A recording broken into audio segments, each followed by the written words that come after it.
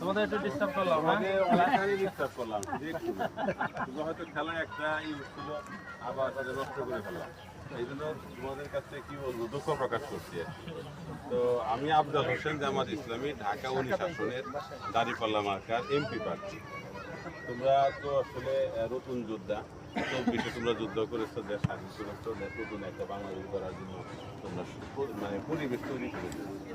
আগামী নির্বাচনে তোমরা জামাত ইসলামী প্রার্থী, তোমাদের কাছে দোয়া চাই, তোমাদের সহযোগিতা চাই, তোমাদের কাছে ভোট চাই, এবং তোমরা সোশ্যাল মিডিয়ার জগতে তোমরা সেরা। এই জন্য তোমরা সব দেখেছো, সব জানো। এই জন্য জামাত ইসলামের প্রার্থী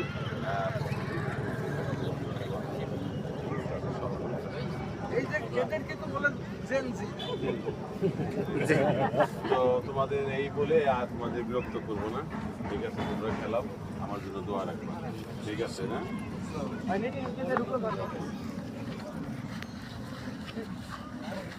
সময় দিচ্ছ।